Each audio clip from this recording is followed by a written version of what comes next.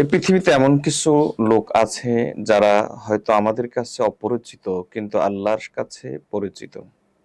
আমরা তো চাই মানুষের কাছে পরিচিত হওয়ার, কত বেশি ভাইরাল হতে পারি, কত বেশি সুখ্যাতি সুনাম অর্জন করতে পারি, এটা আমাদের মনের চাহিদা। কিন্তু আল্লাহর কিছু এমন বান্দা আছেন যারা সবসময় নিজেদেরকে গোপন করার চেষ্টা করেন।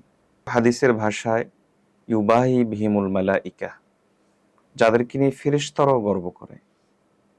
আমরা হয়তো তাদেরকে চিনি না, তাদেরকে জানি না, কিন্তু তাদের ঈমানের কারণে, আমলের কারণে, আখলাকের কারণে ফেরেশতাদের কাছে তারা খুব পরিচিত। ফেরেশতারাও তাদেরকে নিয়ে গর্ব করে।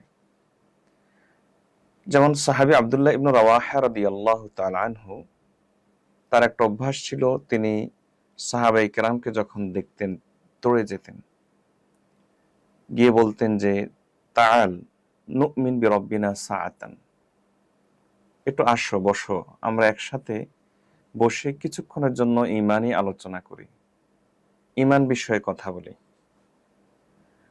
রাসূলুল্লাহ সাল্লাল্লাহু আলাইহি ওয়াসাল্লামের কাছে এই বিষয়টা যখন উত্থাপন করা হলো যে আব্দুল্লাহ ইবনে রাওয়াহা যখন অন্য কাউকে দেখেন তখন তিনি তাকে কাছে টেনে নেন এবং এ জাতীয় কথা বলেন যে কিছুক্ষণের জন্য ঈমানি আলোচনা করি, ঈমান নবায়ন করি। নবীজি সাল্লাল্লাহু আলাইহি ওয়াসাল্লাম তখন একটা মন্তব্য করেছিলেন। নবীজি সাল্লাল্লাহু আলাইহি ওয়াসাল্লাম তখন বলেছিলেন, ইন্নাহু ইউহিব্বুল মাজালিস তাতাবাহা বিহাল মালাইকা।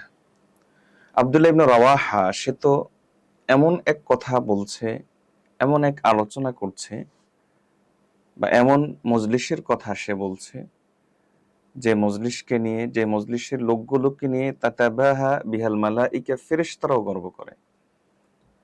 এজন্য আবু বকর সিদ্দিক রাদিয়াল্লাহু তাআলা আনহুর একটা প্রসিদ্ধ কথা আছে যে মাজহুলুন ফিল আরদ মারুফুন ফিস সামা, মারুফুন ফিল আরদ মাজহুলুন ফিস সামা। পৃথিবীতে এমন বহু মানুষ আছে যারা পৃথিবীবাসীর কাছে খুবই পরিচিত, সুনাম সুখ্যাতি যাদের অভাব নেই, কিন্তু আকাশবাসী তথা ফেরেশতাদের কাছে সে অপরিচিত।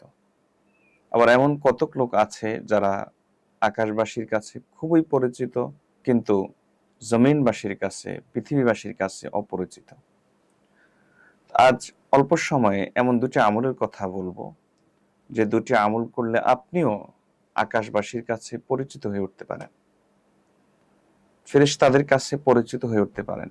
হতে পারে ফেরেশতারা আপনাকে নিয়েও আলোচনা করবে, হতে পারে ফেরেশতারা আপনাকে নিয়েও গর্ব করবে। সে দুটি আমল একটি ছোট্ট ঘটনার মাধ্যমে পেশ করি। সাহাবী হযরত আবু যর গিফারী রাদিয়াল্লাহু তাআলা আনহু মসজিদের কর্নারে চাদর মুড়ি দিয়ে বসা। এমন সময় রাসূলুল্লাহ সাল্লাল্লাহু আলাইহি ওয়াসাল্লামের নিকট হযরত জিবরিল আলাইহিস সালাম আসলেন। জিবরিল আলাইহিস সালাম এসে আবু যর গিফারী রাদিয়াল্লাহু তাআলার দিকে ইঙ্গিত দিয়ে বললেন যে এই যে লোকটাকে আপনি দেখতে পাচ্ছেন, জানি না এই লোকটি আপনাদের কাছে কতটা পরিচিত, কিন্তু আমরা যারা আকাশবাসী আছি, ফেরেশতারা, তাদের কাছে এই লোকটি খুবই পরিচিত। রাসূলুল্লাহ সাল্লাল্লাহু আলাইহি ওয়াসাল্লাম তখন জিবরিল আলাইহিস সালামকে জিজ্ঞেস করলেন, কি কারণে, কোন আমলের কারণে এই লোকটি তোমাদের আকাশবাসীর কাছে খুবই পরিচিত? জিবরিল আলাইহিস সালাম উত্তর দিলেন, দুটি আমলের কারণে। সুতরাং এই দুটি আমল যদি আমরাও করতে পারি, আশা করি আমরাও আকাশবাসীর কাছে সম্মানিত হব, ফেরেশতাদের কাছে সম্মানিত হব, ফেরেশতাদের কাছে পরিচিত হব। আর ফেরেশতাদের কাছে পরিচিত, সম্মানিত হওয়ার অর্থ হলো আল্লাহর কাছে কবুল হওয়া, আল্লাহর ওলি হওয়া, আল্লাহর কাছে মর্যাদাবান হওয়া। সে দুটি আমল কি? রাসূলুল্লাহ সাল্লাল্লাহু আলাইহি ওয়াসাল্লাম জিবরাইল আলাইহিস সালামকে যখন জিজ্ঞেস করলেন, জিবরাইল আলাইহিস সালাম তখন বললেন যে তার কাছে যে দুটি আমল আছে সেটি হলো, নম্বর 1, সে সবসময় অপর মুসলমান থেকে নিজেকে ছোট মনে করে, তুচ্ছ মনে করে। সবসময় অন্য মুসলমানকে নিজের থেকে বেশি দামি মনে করে, অর্থাৎ তার কাছে বিনয় ভরপুর, ভরপুর বিনয় তার কাছে আছে। এ হলো একটি আমল। হযরত আবু যর গিফারী রাদিয়াল্লাহু তাআলা প্রচন্ড বিনয়ী ছিলেন, খুবই বিনয়ী ছিলেন। এজন্যই আবু বকর সিদ্দিক রাদিয়াল্লাহু তাআলা আনহু আরেক জায়গাতে তিনি বলেন, লা ইয়াহকিরান্না আহাদাম মিনাল মুসলিমিন, তোমরা কোনো মুসলমানকে কখনো তুচ্ছ মনে করবে না, কারণ হতে পারে তুমি যাকে তুচ্ছ মনে করছো সে আল্লাহর কাছে অনেক বড়। তো হযরত আবু যর গিফারী রাদিয়াল্লাহু তাআলা আনহু আল্লাহর কাছে, ফেরেশতাদের কাছে খুবই সম্মানিত হয়ে গিয়েছেন বিনয়ের কারণে। হাদিসে রাসূলুল্লাহ সাল্লাল্লাহু আলাইহি ওয়াসাল্লাম বলেছেন, মান তাওয়াদা লিল্লাহ রাফাহুল্লাহ, যে ব্যক্তি আল্লাহর জন্য বিনয় হয় আল্লাহ তাআলা তাকে সম্মানিত করেন, উঁচু করেন। হযরত আবু যর গিফারী রাদিয়াল্লাহু তাআলা আনহুর ক্ষেত্রে কেমন যেন এই হাদিসেরই প্রতিফলন ঘটেছে। আবু যর গিফারী রাদিয়াল্লাহু তাআলা আনহুর দ্বিতীয় আমলটি সম্পর্কে জিবরাইল আলাইহিস সালাম বললেন যে তিনি বেশি বেশি কুল হুয়াল্লাহু আহাদ এই সূরা পাঠ করেন।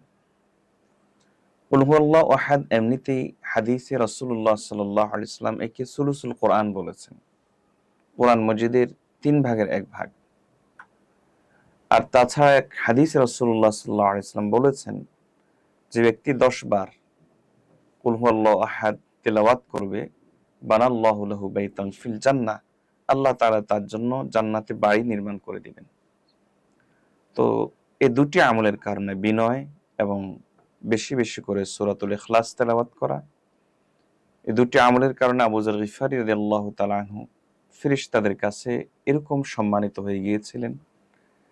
আমি আপনি যদি এই দুটি আমল করি, আশা করা যায় আমরা ফেরেশতাদের কাছে সম্মানিত হব, আল্লাহর কাছে প্রিয় হব। আল্লাহ আমাদেরকে তৌফিক দান করুন।